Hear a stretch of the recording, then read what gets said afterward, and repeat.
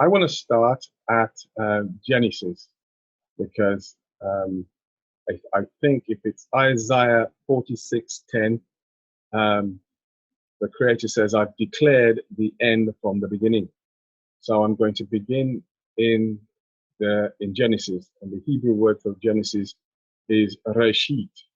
Now, let's begin with Genesis 1:5. Genesis 1:5. You can see it's set from the KJV version says, "And God called the light day, and the darkness He called night." We can't see your PowerPoints, your screen. Just you can't see the screen? No, it's. Okay, let me stop sharing. Let me share again. And let me that one and share. Is that better? Yeah. Right. So thank you. So that's Genesis 1:5, and it says, "And God called the light day, and the darkness He called night, and the evening and the morning were the first day." That's an email address at the bottom. Should have put that on there. My point is that based upon this piece of information, which is Genesis, now I know most people pick just this line. That's all they pick. They don't pick anything else. They go evening and morning were the first day, and that's it. They go, what? See, it says that. Let's finish now. So between the evening and the morning, my assumption is that most people realize there must be something in between the evening and the morning. And most people accept that between the evening and the morning, there is a bit called darkness, or in this case, it's called night. What I'm saying, let's look at how the order of the information is given us. I'm saying that when God called the light day, that's obviously the light part of the day. And this part here, where he calls darkness, and he says the evening and the morning were the first day. So that means, it's in my view, that the day, that is the 24 hours, begins with a light bit. It then has an evening bit. It then has a darkness bit. And then has a morning bit. And then it starts again with the light bit. Now, fair enough. So I'll give it to you graphically. So when the sun is risen, you have what is called the day, and that's your light part of your day. Then as the evening goes down, or the sun goes down, sorry, then it comes down to the evening, and you have your night. And as the sun rises, the dawn, not yet, when it completes the dawn process, you're back into the day. All right? So this is your morning. That's what we call, sometimes we call dawn these days, morning. And the evening, or the Hebrew word is Erev, and then, which I will then show here, because we are looking at Genesis 1:5, and God called the light day, and the darkness He called night, and the evening and the morning were the first day. In actual fact, in the Hebrew, it actually says a unit, echad. Now, most of you are part of a family unit, and in a family unit, there is more than one person, one human being. It can either be a mother and the child, or father and the child, or a mother, father, and the child, these days being politically correct, but the Creator has it as mother, father, then the children or child within, and so that those three actually create a family. These days, politically, they like to put, doesn't matter. They can have any other combination, but scripturally speaking, it is your father, your mother, and the children. So here we can see that it's a yom makes a unit, and that's what equals a day, right?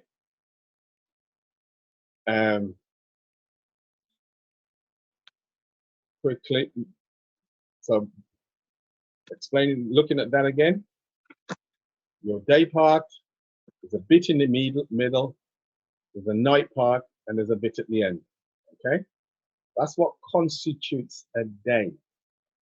Now remember, the Creator does not change, right? If He's established something in the beginning, it's the same at the end, right? Yeah. Okay. Okay. Just quickly, before you go on, I think Yeah. Carlton's just asked a quick, not a question here. I think there might be something you just want to ask. Carlton, go on. You're off mute. Just quickly. Okay, so on the previous slide, you had RMT. I guess that's a version of the Bible. Which version is that?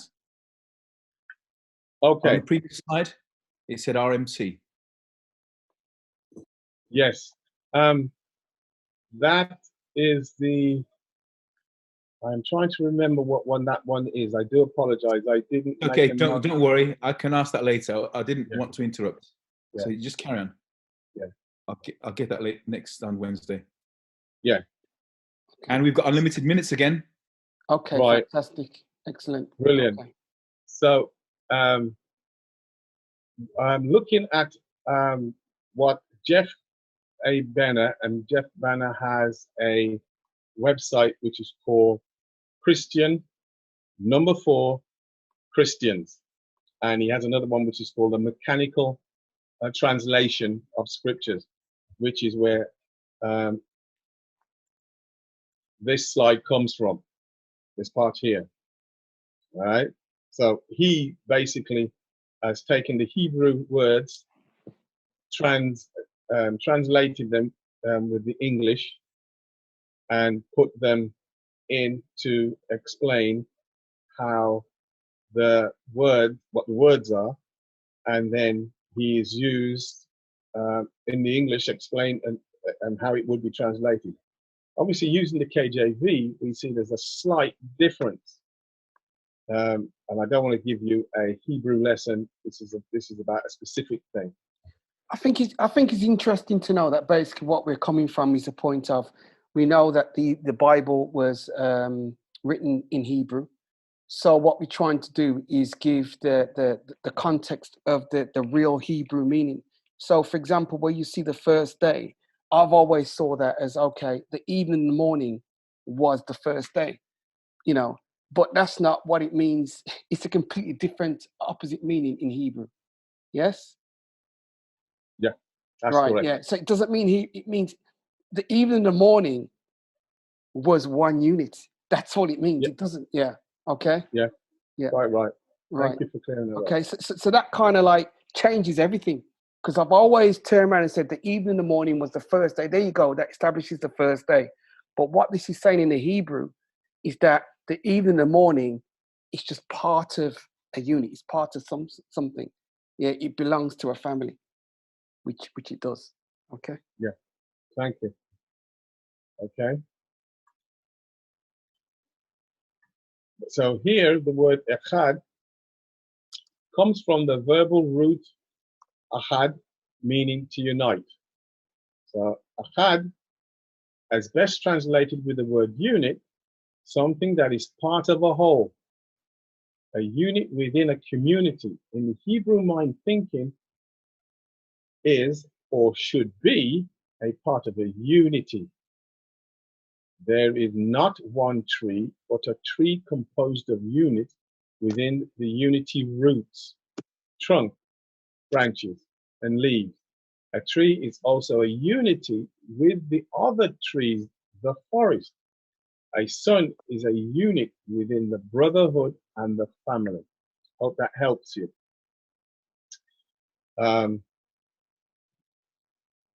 So breaking that down so you can see its process. We have a yom, a day, an evening, a rev, a darkness. In this particular case, how it's pronounced is Elo Och Sheft. And then morning, it's Vorka, it pronounces Vorka, looks at Vorka, but you could actually, most people spell it with a B as Vorka.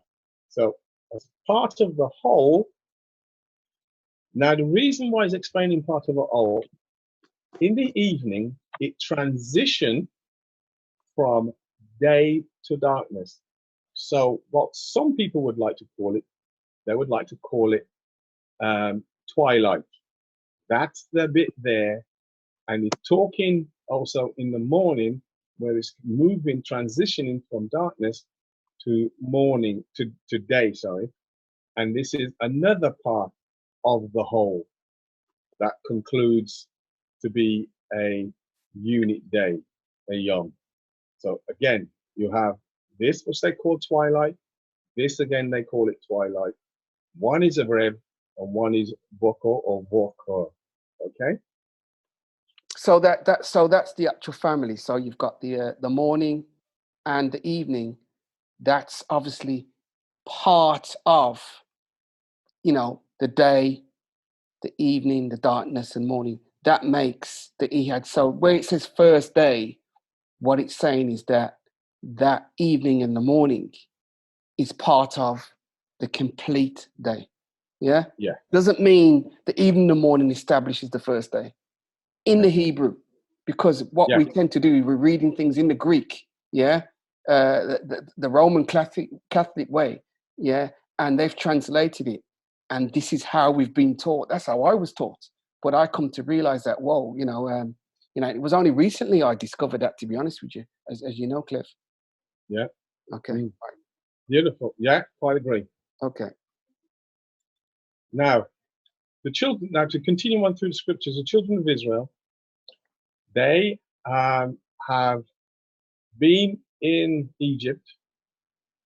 They are now about to leave Egypt, and to demonstrate one of those words, we're going to go to Exodus chapter 12, and we're going to look at 29 to 30.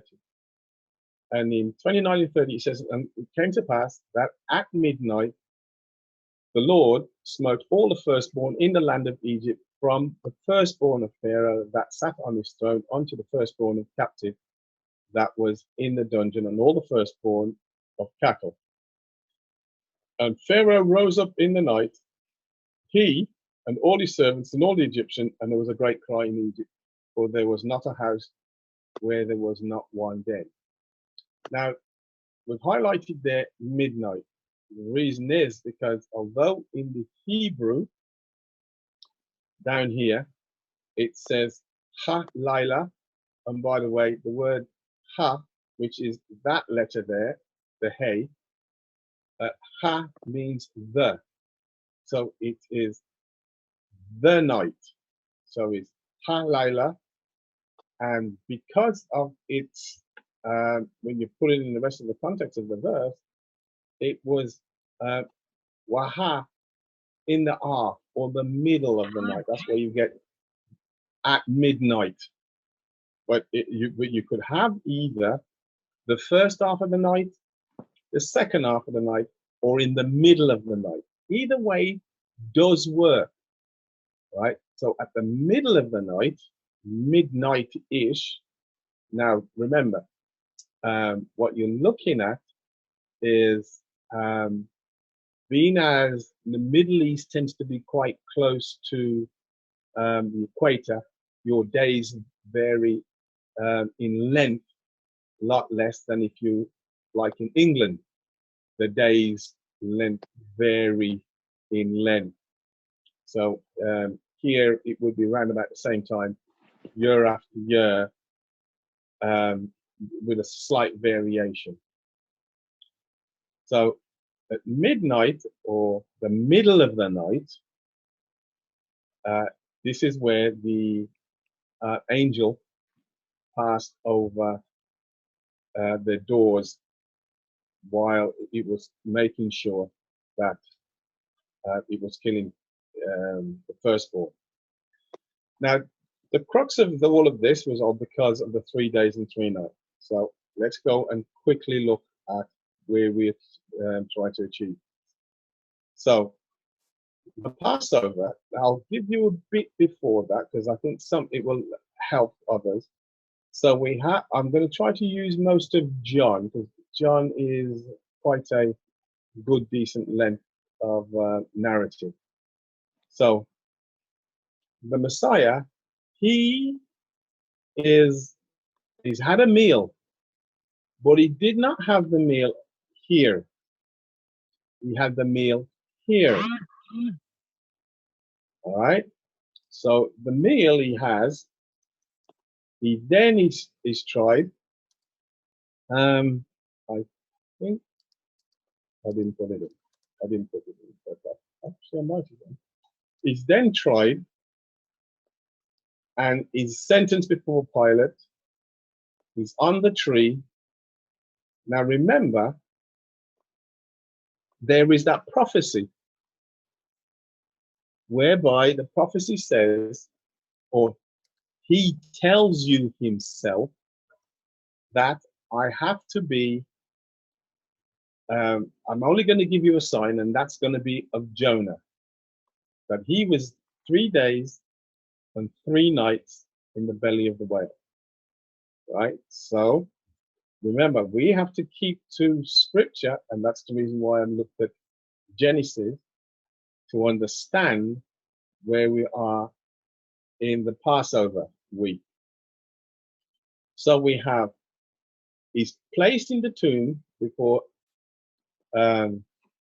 sunset, and on scriptures, in which if those of you who were here or seen the video or what Carlton did, he points out that there is that Sabbath is to be an unleavened bread, and he's quite correct. So I'm saying he's correct in that this is where unleavened bread is.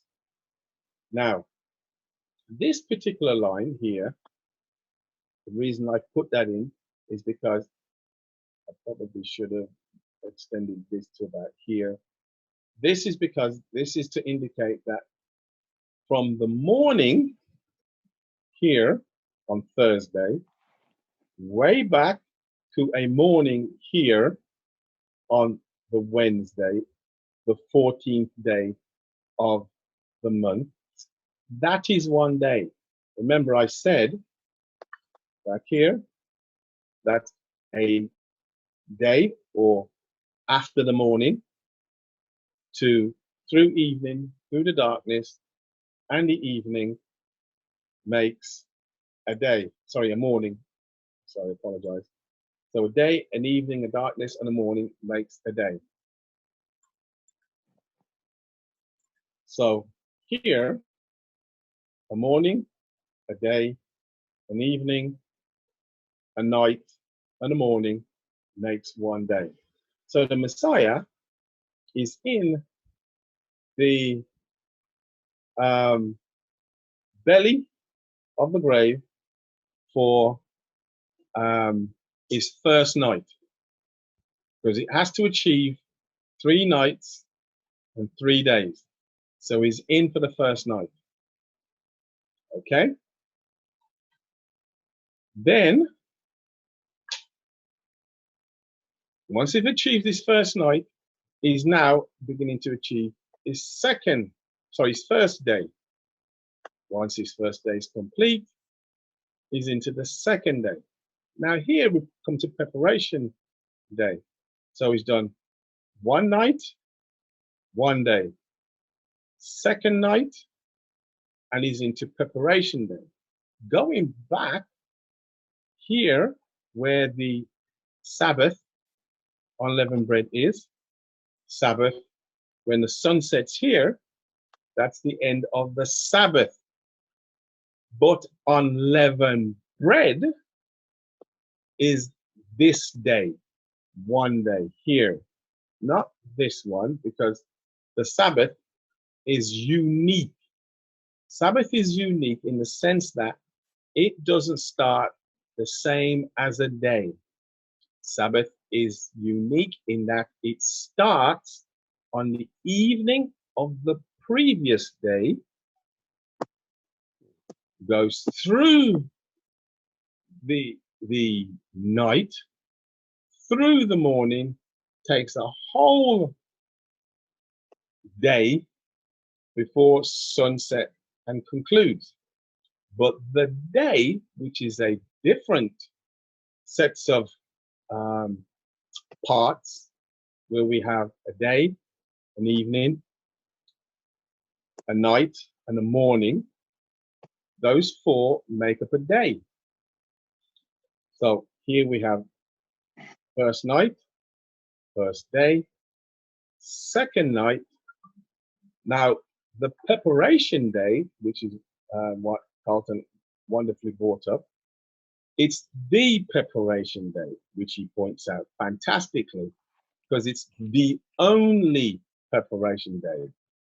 Every Friday is called a preparation day, getting you ready for Shabbat at sunset, right? Notice that preparation day was not mentioned for Wednesday because it is a Passover and you're doing your meal here. Now remember, the Messiah does not eat the Passover meal because he's a Passover lamb.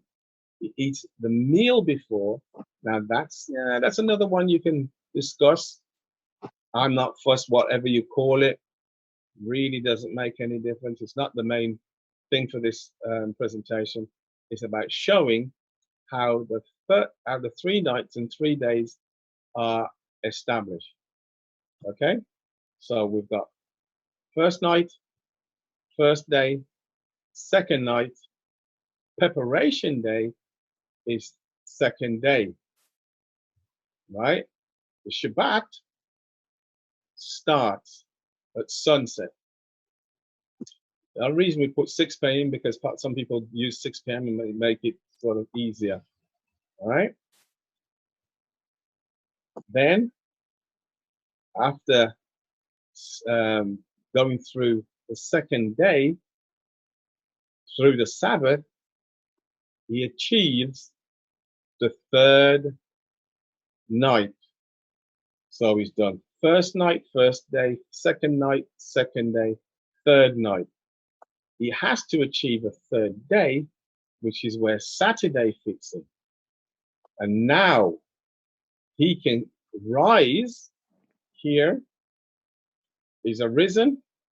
Now Miriam turns up here, or Mary turns up here and says he's not there because he's risen early, much earlier, hours earlier. So that's how you achieve 3 nights and 3 days between that. Now remember, moving any of these, I'm showing you these ones here happens to be the ones that I'm referring to, the days, right? Moving the days, changing the days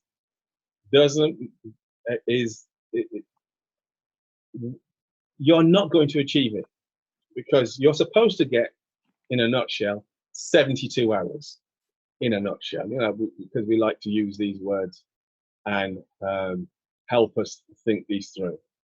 So you have the first evening, the night, the first morning, the second evening, the night, the morning, your day, the evening, the third morning, concluded. Because after that, you're moving into the fourth. So as much as the scriptures, and you can pull out the scriptures, and what I suggest to you is look at the scriptures and where they say, after 3 days, you have to really look at it, put them in, and you will see, even in John, the Messiah say, that after 2 days, So he's okay. Venus. He says after 2 days. You go and you say, all right. After 2 days, that would mean you've got to get rid of 2 days, and then his hour will come. All right.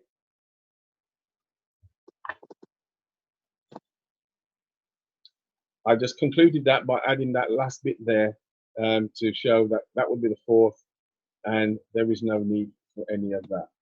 So, to be honest, that is pretty much how you're achieving your 3 days and 3 nights. It's short because I don't believe you're going to need, when we come to cross-examination, I will come back and mention, or go back to these and say, no, the scriptures, going back to here, says day, night, and part of that first unit is the evening and the morning. Okay, but I think a lot of the confusion, as I say, comes in that it's very hard to digest that, and that is the issue that I think a lot of people are going to have understanding, because that even the morning was the first day.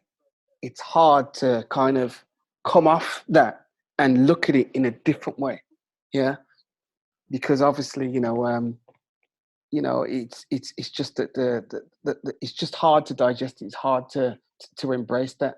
So hopefully, as we're recording this, they can go back, have a look, and we'll get to explore a bit more into it when we do the cross-examination. But that's where people are going to find difficulty right now. Yeah, I totally agree with you. I mean, myself as well. I'm still there. Yeah, no, I totally agree with you. Okay. If you accept or look at what the Creator says this is, and you don't deviate, because remember, what we'll be looking at, or the questions will be, how can I get my theology to fit what the Creator says? And also remember, all of what the Creator says, even Yeshua, Jesus says, he says, keep my commandment, even, and those people will argue. But what I'm trying to show you is that there is a different mind that you've got to have in looking at this, because here I've shown you where the Sabbath, starting in the evening, unleavened bread, which finishes here, and we have a 7th-day regular Sabbath, and we have what they call Ishtar Sunday. Okay, but either way, you've got to achieve 3 days, 3 nights. Do not use, well, in my opinion anyway, you don't use someone's views and what they think a day is, because if somebody employs you and says, okay, your day is only 3 hours long, you've agreed to 3 hour long day. So when your 3 hours done, you say, okay, your day's done, right? And you've finished your day. But if someone said to you now, oh, by the way, look at the time, the day's done. You say, no, I've got hours left before my day's finished. He said, I don't care what you think, your day's done, we're moving into the next day. You'd feel shortchanged. Yeah. So in a nutshell, right? Correct me if I'm wrong here. For example, when you read in Genesis, it says for signs and seasons. Yeah. Okay. Yes. You look at the word seasons. It means moed. Yes. Yes. Okay. Moed means appointed times, the feast of the Lord. Yeah. This is in Genesis. Yes. Genesis 1. Yeah. Mm-hmm. And then when you look at the word season, signs in Hebrew, it says ot. Mm-hmm. Yeah. Okay. The word ot, yeah, means is almost like as if I say to people, look, you're going to do some exercises now. You're going to run to that post. You're going to run to that. I put something in the ground. and I say, you're going to run to there, you're going to do 5 press-ups. And I put another stake in the ground, probably, I don't know, 5 meters away, and say, you're going to do some star jumps. And another one, I say, then you're going to jog on the spot. Yeah. Those are what's called oaths. They're like signs or beacons that I'm putting in the ground, or stakes in the ground, say, when you see that, you do this. Okay. Correct me if I'm wrong here, Cliff. But no, carry on. when the Most High turned around and said, you're going to celebrate the feast, or you're going to celebrate the Sabbath at Passover, you're going to celebrate the Passover at sunset.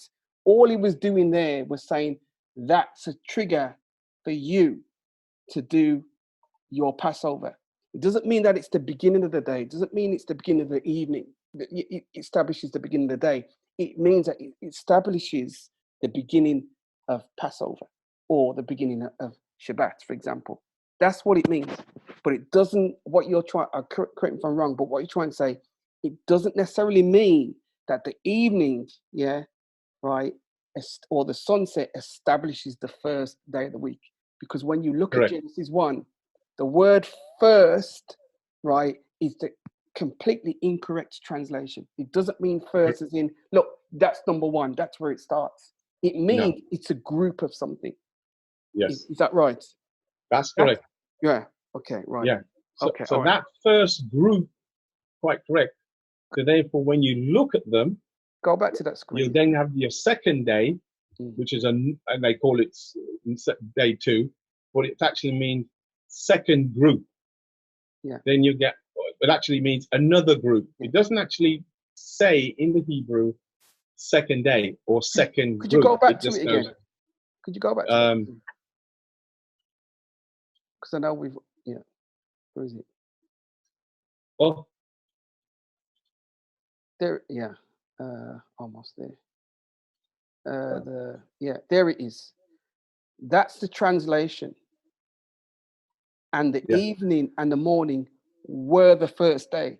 I've always believed to say, okay, that's it. The evening and the morning establishes the first day. But the Hebrew says the evening and the morning is a unit. It's part of something. Yeah. yes. Yeah. And it's So they're part not of to the be, day. Yeah. but they're not to be ignored, because they were included, because obviously the day was important, the darkness was important, but in between these, the morning and the evening needed to be there, and they're important. Okay. When you go Yeah. to that next screen again now, just to recap. There it is. Yeah. Now you've started the day there with the word. You started the day with the light. Yes. Yeah. You haven't started the day at the evening. Yeah. You're saying the day begins, with the sun going up. Yeah. Yes. And you're saying it ends at dawn. That's right. So Go on. to add a bit more, I know that you're all good Bible scholars. When Yeshua, or Jesus, was in the garden, he says to Peter, Peter, you're going to deny me 3 times. And Peter's adamant that he's not. Peter denies him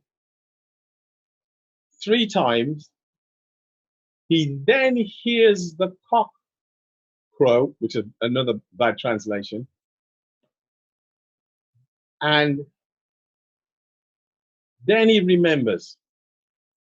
So, and the idea is that there is, in the temple at the time of Yeshua, or Jesus, there is what is called a standing stone. Now, the standing stone was excavated in, I think it was 1879, by Charles Warren, and he worked for the Palestinian Exploration Fund.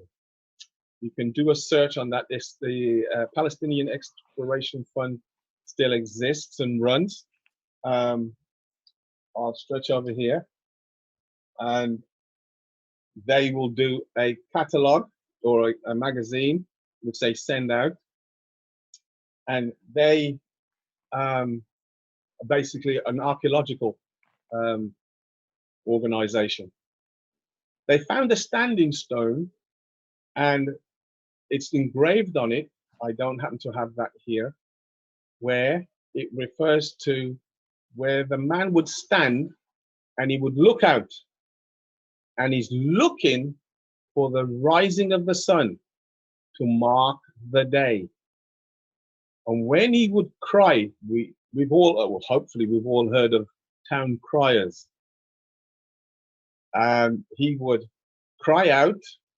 There is a sets of words he would use, but generally he's crying out so that when he actually sees it and cries, he's actually referring to the priests in the temple to tell them to begin the process to do the first offering for the day. And as Carlton pointed out, it is what in the KJV called the continual burnt offering. So the first offering to be made. We also see in scriptures, I'm trying to remember, it was John chapter 18, sorry, where Peter realized he's made this, he's actually done what he said that he wasn't going to do. And the crow, the script, the KJV says the cock crowed, but you can't have a cock. Well, they didn't have cocks in them days in the temple area because they would keep it clean. And so the cock actually crowing refers to the crier. It then says in the next verse, early in the day. So the writer of John says that the crowing was the mark of the day. If you, and a lot of you understand idioms, and one of the idioms, such as has the cat got your tongue, you know that a cat isn't going to get your tongue. So, okay, there's a, it says move this window away from the shared application. I don't understand that. Can you all see my screen still? Yes? Thumbs? Good, thank you very much. So, so the idea that the Hebrew idioms aren't in scriptures is not quite correct. They're there, but you have to see them or have a bit of Hebrew mindset, or even go into one of these rabbinical men and asking them about these idioms. And obviously try and find one which is going to not send you down the wrong path. Okay, right. So just before we close this, yeah, that screen. Oh, I don't know what that is. It says please move this window. Is somebody put that on? I don't know, because it says that the same on my side. I have no idea what that is. Neither do I. Okay, right. I don't know whether somebody's did that or whether that's actually Zoom. Okay. Okay, all right, never mind. What happens if you change screens quickly? If you not change screens, but move your PowerPoint up or down? Okay. Go to a different page. Yeah, it's still there. All right. Can you see it move? Yeah, it's not going to move. I've no idea what that is. Neither okay. Okay. Well, you know, I think that if that sums everything up, if you go to that previous page quickly, and just to explain that something again, where it said, and God called the light day. All right. Yeah. Just quickly. No, the other one. And we're going to close on this. No, the one with the chart on, with the chart. We've got. That's the one. Yes. Yeah. That's the one. Okay. Yeah. No, the one with the chart, with the sun on, the picture of the sun. Okay. Yeah, that's the one. Yeah. Yeah. So in essence, right? Yeah. Correct me if I'm wrong. Just before we close. Yeah. It's, Genesis 1. It says, "In beginning, God created the heaven and the earth, etc., etc." And in verse 5, it says, "And God called the light day." Yeah. Yep. Which we can see here. Yeah. Okay. Yep. And the darkness He called night. Yep. And the evening and the morning was the first day. That is actually Genesis chapter 1, verse 5 right there. Yeah? Yes, correct. Okay. So what you've done is that you've put it in order on the next slide. Yeah? Yes. Okay, on all right. Just slide. so that people could understand, because they might be looking at it thinking, that there. There it is, yeah. Right? Yeah.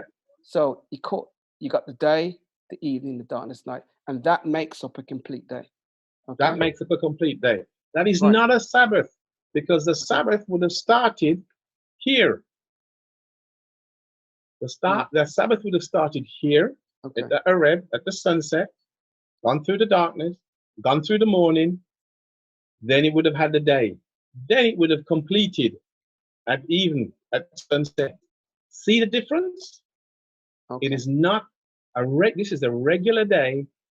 A Sabbath is different, right? It's totally different. It's like the Father's come along and gone, well, these are your days. This is what they look like. And by the way, I'm going to drop us this period of time just over this area, which is weird, but everybody going to know that you are my people because you do this unique thing every 7 days, right? It's part of the 6th day, remember, because it starts here. It's the part of the 6th day, goes through this, then through this, and completely takes this and finishes here. Yeah, that one makes you different. So when if you did day, evening, darkness, morning, and then you said, okay, Sabbath is the same day, evening, darkness, morning. No, it starts at even, goes through the darkness, the morning, and takes the whole of that day, concludes here. Right? Right. Okay. Is there anything else that we need to add to this, or can I unmute and then we can sort of like close off, give everybody a chance to digest this? Yeah, sure. I don't think there's anything else, because obviously the moment once you've established this, when you've got to get to here, everything should fit perfectly. No changes. You're the same pattern. You see that the hang on, let me just do this thing here and then come back and pick that up. Right. I just wanted to flip that in and flip that out, then I would be happy. Okay, so we can see that if you keep the same routine, remember, he doesn't change. So if he said that at the very beginning, he's got to keep the same thing here. He cannot go, oh, I'm not going to do 3 days and 3 nights. I'm not going to do 72 hours. I'm going to do, I'm only going to do 4 hours. Yeah, changing mine. I'm going to do 24 hours instead. Okay. Okay.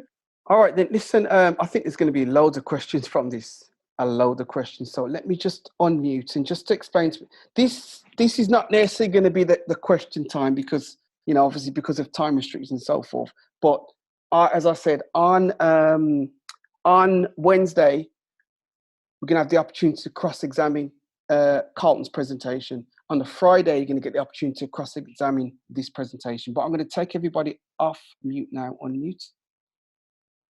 Here we go. You're all in. All in.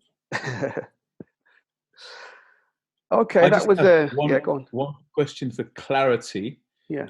and that is, when does the day start? Is it sunrise or noon?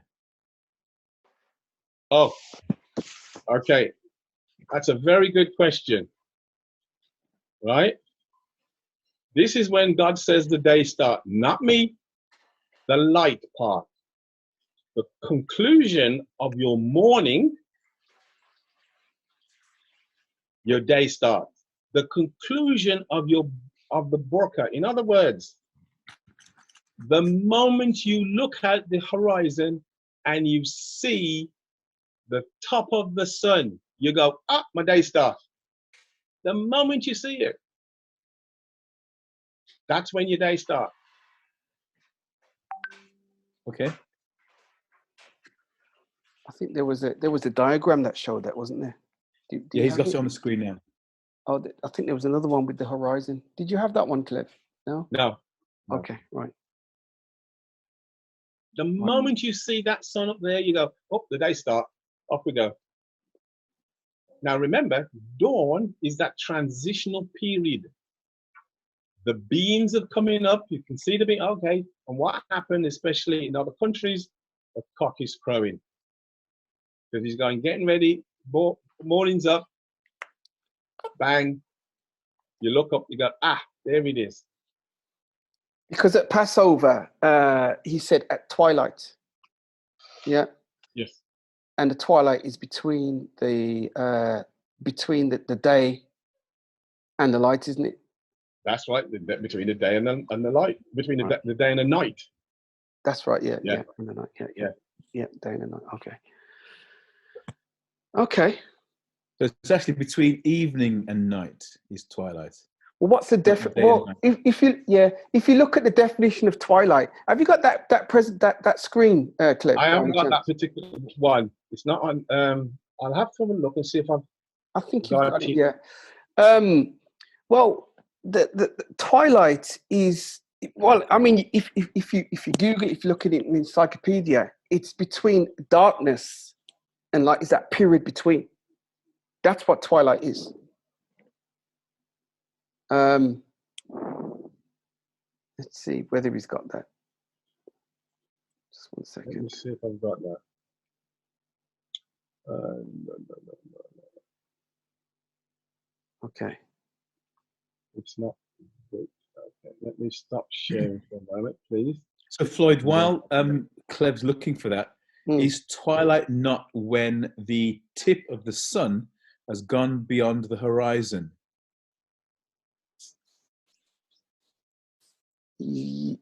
Yes. Right, because you still get some light. No. Yeah. No. It's between. It's between the two. No. The reason why it cannot be, because you're saying that the tip of the sun is, you're calling it twilight. I'm saying no, because you're looking. This is the same thing with even when you do sighting the moon. You're looking for the moon when you look to sight the moon. You're looking for the sun. You're looking to sight it. Twilight happened ages ago, yes, twilight happened ages ago. And so you're looking to when the day starts, not when twilight is. Sorry. My question is to Floyd about twilight. So when the tip of the sun has vanished beyond the horizon, is that not twilight? Because it takes a while for it to get completely dark after the tip of the sun has gone beyond the horizon. Twilight is in between that period. Between which period? It's in between the light and the dark. That's what twilight is. Okay. Well, that's I mean, you can Google it. You can look at the encyclopedias, and from what I understand, I think we had a slide on that. Have you got it, Cliff? I've got a slide. You don't need a slide. No. It says that twilight is the soft glowing light from the sky when the sun is below the horizon, caused by the reflection of the sun's rays from the atmosphere.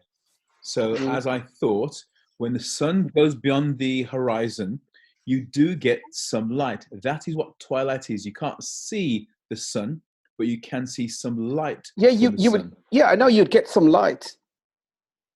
I agree with you. Yeah. Well, that's exactly what the dictionary says. Twilight is.